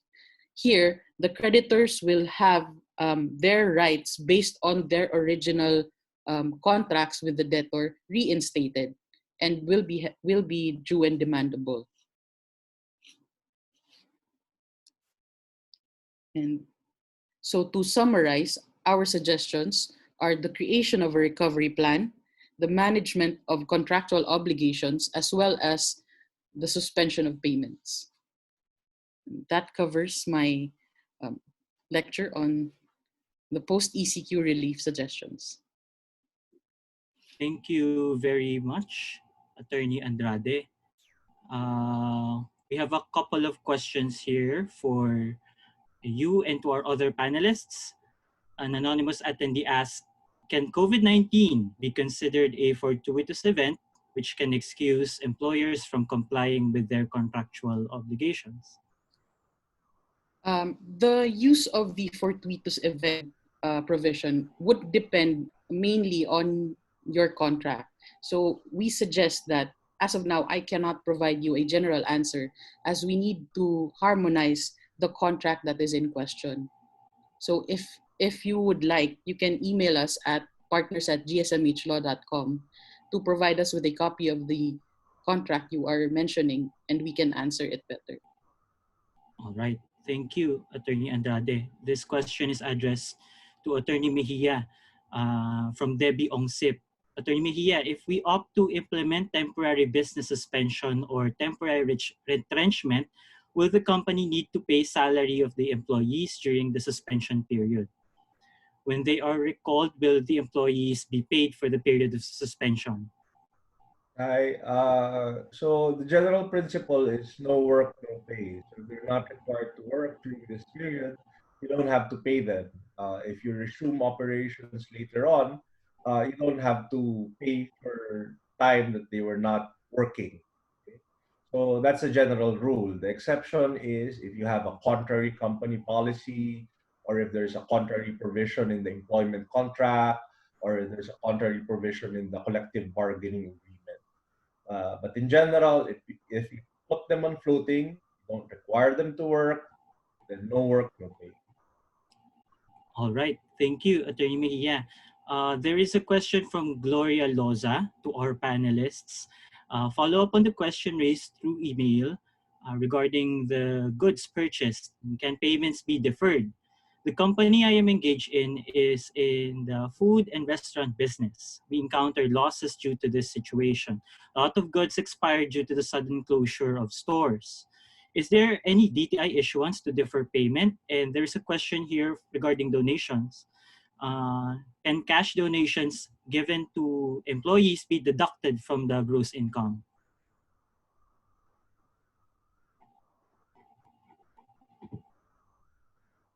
Thank you for that question, Ricky. I'll answer with respect to the donations. The cash donations given to employees will not be deductible from gross income, as those donations were not given to entities enumerated in the revenue regulations who may claim for tax exemptions. Thank you. I thank you, Ms. Cometa. So we don't have any other questions due to lack of material time. If you have any other questions, you can send, or if you have any questions, you can send your questions to partners@gsmhlaw.com for any clarifications from our panelists and particularly from our partners. Erica? Thank you, Attorney De La Paz, and thank you, Zoom and YouTube attendees. We would like to apologize if we were not able to accommodate all your queries. If you have further questions, please feel free to email us at partners@gsmhlaw.com or email Attorney Abante at evita.abante@gsmhlaw.com, Attorney De Belen at donna.debelen@gsmhlaw.com, May Ann Cometa, CPA, at may.cometa@gsmhlaw.com, and Attorney Andrade at tanya.andrade@gsmhlaw.com. We will send you a copy of today and last Tuesday's webinar PowerPoint presentations, as well as the compilation of the government issuances related to the topics. Moreover, if you have any suggestion for our next webinar, please email us at partners@gsmhlaw.com. We will just announce the schedule as soon as possible. Goodbye and have a great day.